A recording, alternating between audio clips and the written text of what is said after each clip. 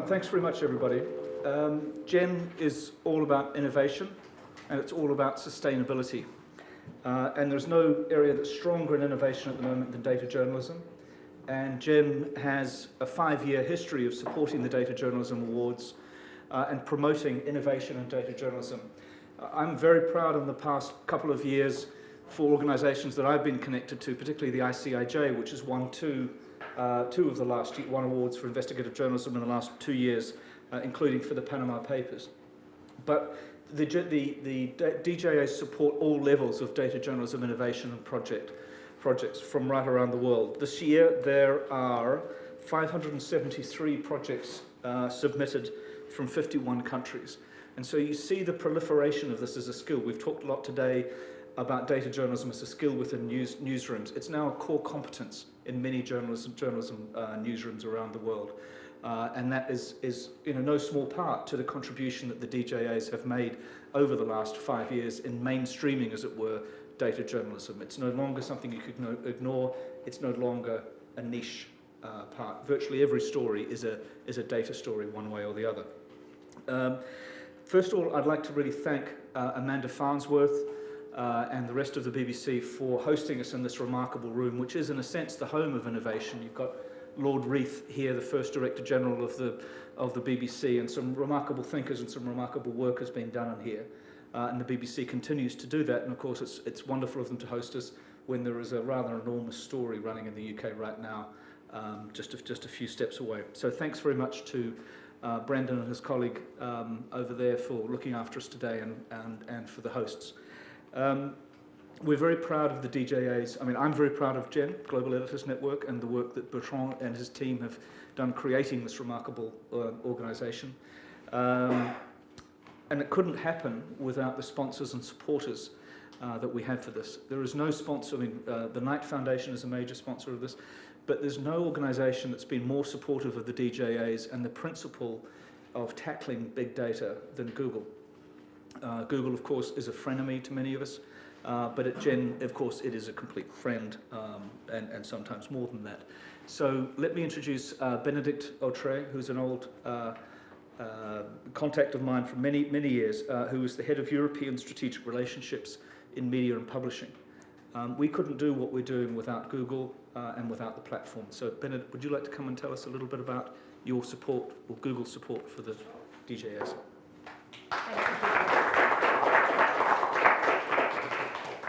Thank you, Peter, for those kind words. So I feel very unqualified to be standing here in front of you to represent Google, but I'm quite passionate about what you represent, and I'll tell you why.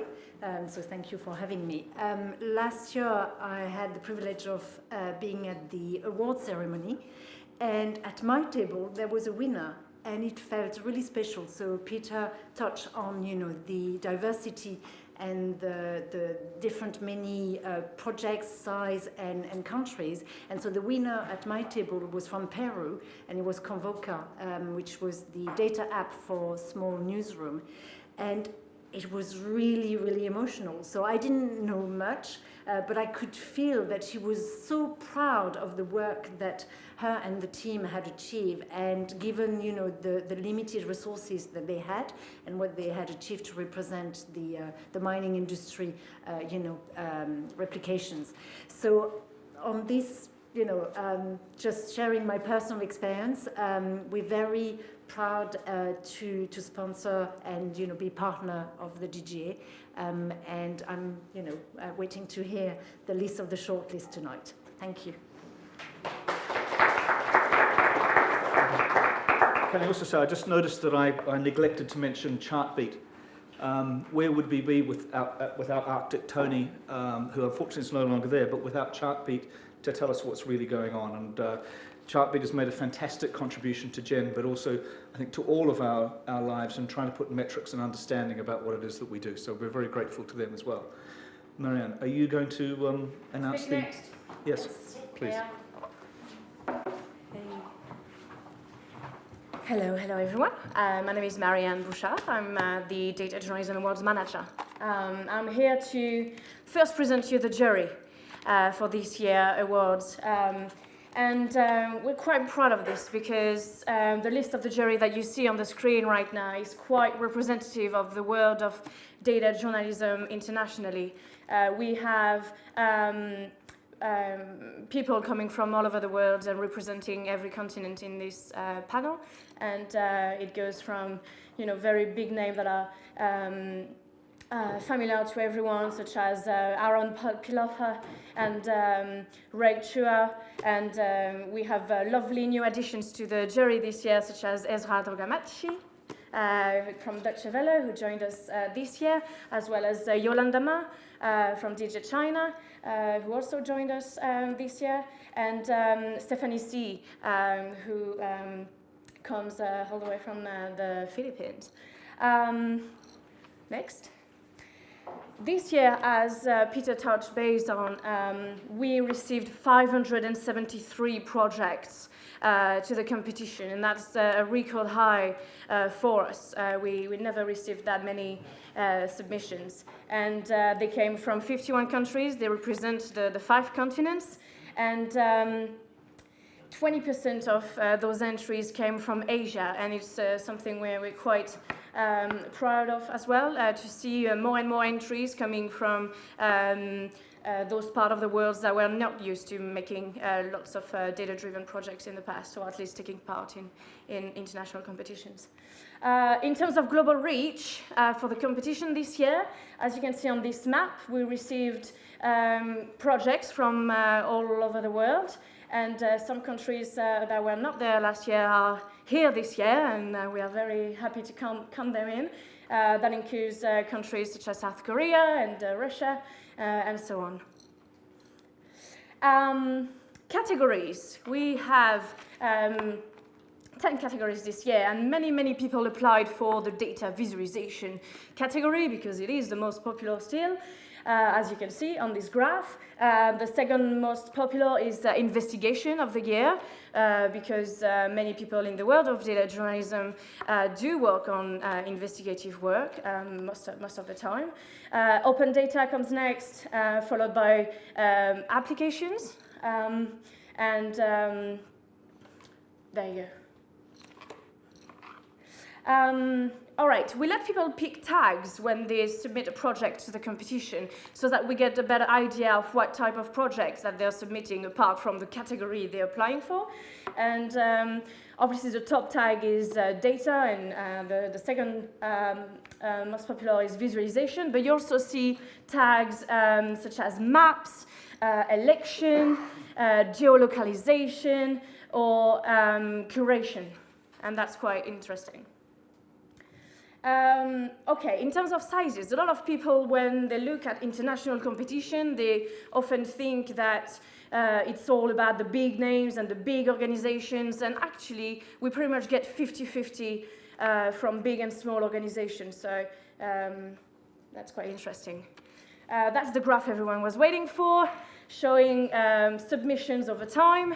We do open the competition every year before Christmas, just to remind everyone, but you always wait until the last minute to submit your project, as you can see on this slide.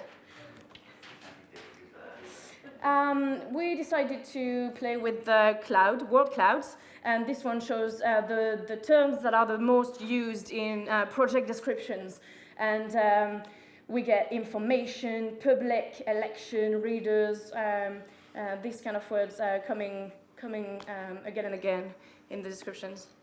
The second one is about technologies. What do people use to make their project happen? And you can see that JavaScript, CSS, HTML, jQuery are big on this word cloud, and it's because many people have been using them for their projects this year.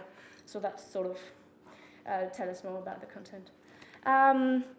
The shortlist you're going to be looking at today has been compiled by some very hardworking people that we'd like to thank today.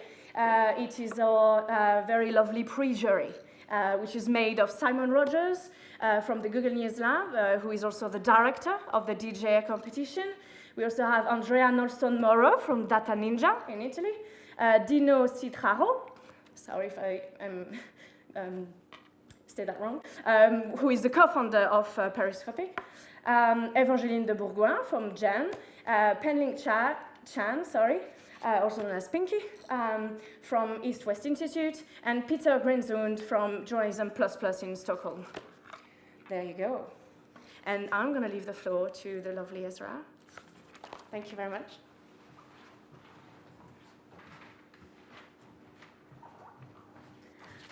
Hello, so I'm here to read out the shortlist for the first two sets. So the first one is the Best Portfolio Team category, and the second one is Best Portfolio for Individual. So for the Best Portfolio Team, it's been narrowed down to a list of 4. The first one is the Berliner Morgenpost Interactive Team, Wall Street Journal Graphics Team, El Confidencial Data Team, and the Sydney Morning Herald.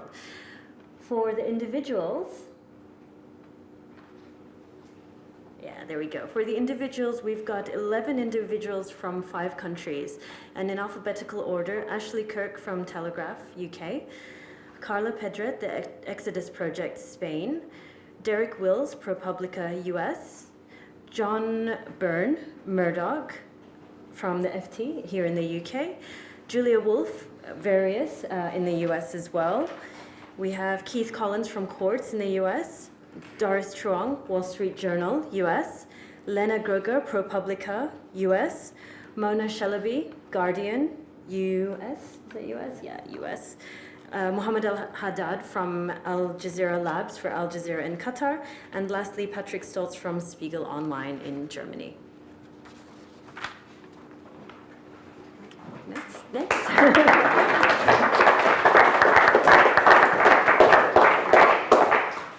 Hi, I'm Yolanda Ma. I'm here to announce 2 categories as well. The first is best use of data in breaking news stories within the first 36 hours. The first is fact check, Trump and Clinton debate for the first time by NPR, Visuals and Politics. An EU referendum, the results in maps and charts, BBC News Visual and Data Journalism team. And the third is light fact checking of the State of the Union speech by La Nation, Costa Rica. And another category is Data Journalism Website of the Year. It's a long list. Sorry. Yes. So, the order is different. I'll read out there. The first one is Control+X, Abrija by Brazilian Association for Investigative Journalism. Currency Chaos, Indian Spending in India. Data Journalism Pakistan by Internews Network. 538.com, United States. Les Decoders, Le Monde, France. Open Data by SRF Data, Switzerland. Portfolio Data La Nation, Costa Rica. And Postdata.club, Cuba. And Rutas del Conflicto, Colombia. And Telegraph by the Telegraph from UK. And next.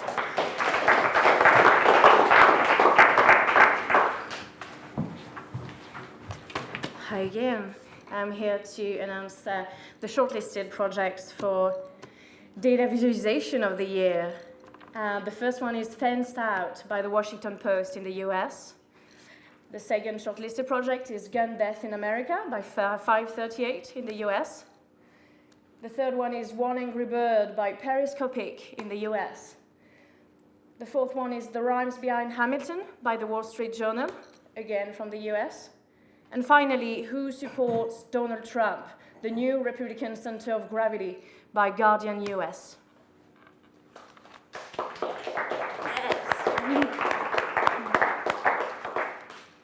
Now for Investigation of the Year. The nominees are Fake News and False Flags by the TBIJ in the UK. Second one is Football Leaks Investigation by Der Spiegel and European Investigative Collaborations in Germany and beyond. The third one is Race Behind Bars by the New York Times in the US. Then we have The Death of a Prosecutor, 40,000 audio hearings, 2 years, a team and a news app by La Nación Data in Argentina. Then we have The Nauru Files by The Guardian Australia. Then the unlawful use of physical restraints in Norwegian psychiatric wards by VG in Norway. And finally, the unfunded by the Globe and Mail in Canada. Thank you.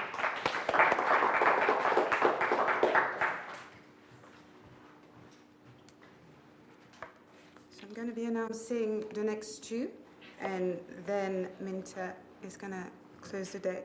So news data app of the year. Of Blue Feed, Red Feed, the Wall Street Journal. Drone Warfare Data Explorer, the Bureau of Investigative Journalism.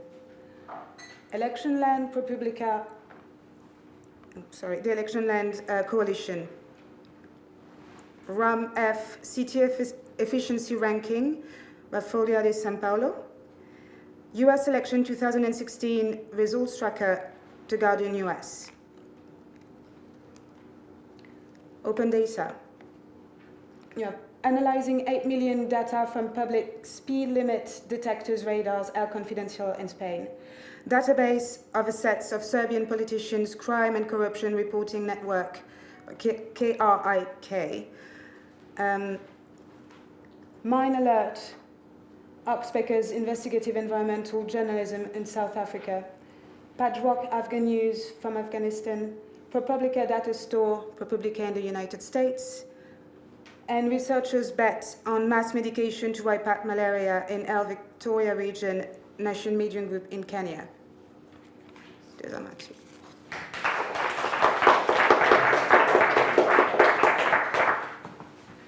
Dare I say, last but not least, I got 3 awards, and the first one is something harks back to what Peter was saying at the beginning, which is that this is becoming more and more common, and including we're now looking at taking this. I think this is the first year, right, for student awards. Is that correct, Marianne? Yes. Under your order. So for the Student and Young Data Journalist of the Year, Reed Levinson for Protecting the Blue from Reuters, Yariana Serkes for Portfolio, and Shadab Nazmi from India Today. Bravo for the journalists, the young journalists coming up. So in small newsrooms, 5 submissions or finalists. If You're Black from the Tampa Bay Times, Crime in Context, The Marshall Project, Parrain 2017 or Godfathers 2017 from West Media Lab, Foreign Investments Uncovered Database, the Balkan Investigative Reporting Network, a Caixa Preta dos Sindicatos, something like that, the Black Box of the Trade Unions, A Gazeta, and those are the 5 for the small newsrooms. Finally, and this is the last one, Public Choice Awards, and here you're going to see some names coming up again because this is what the public chooses.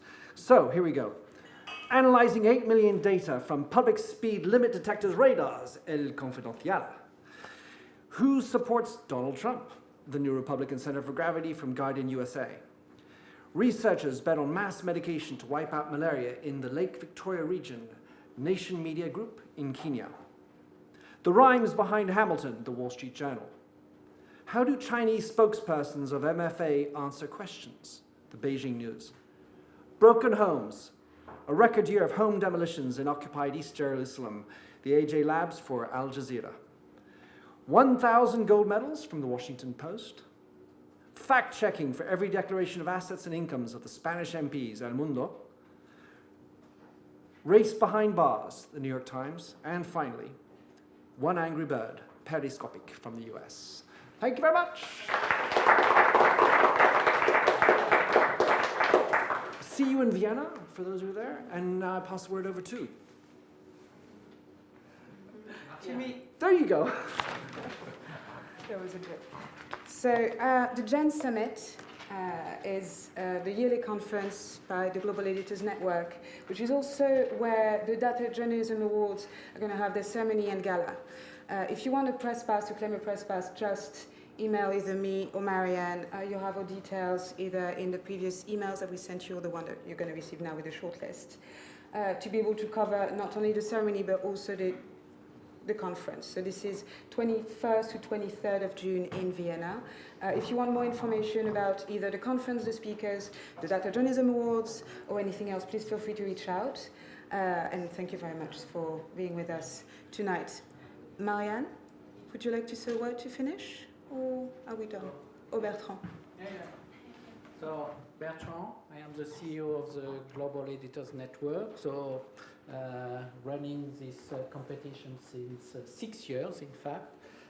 We started end of 2011, when I think you had a maximum of 300 data journalists worldwide, not more, really working in a data journalism unit.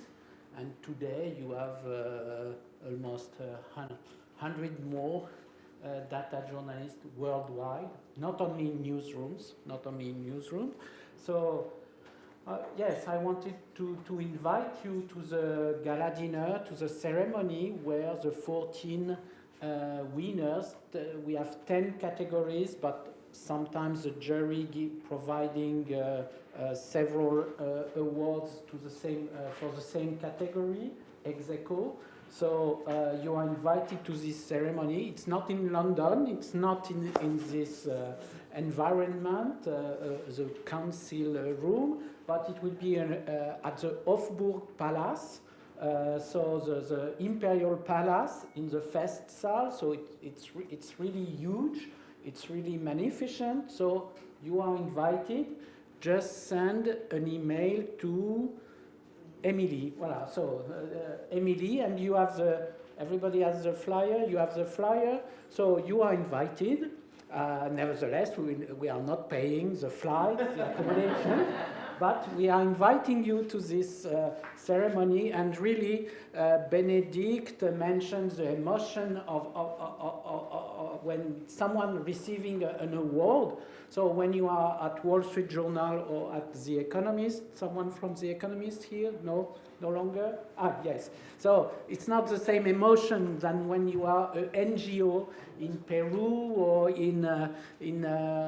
we had someone from the Philippines. So it's not the same emotion because you are used to receive awards, but really it's a very important moment for them, and then we are in contact, we maintain the contact with them, so we are very proud to run this kind of ceremony and to recognize the work of those persons, really not on the front line, not on the sunlight, but really doing a great job. Thank you very much.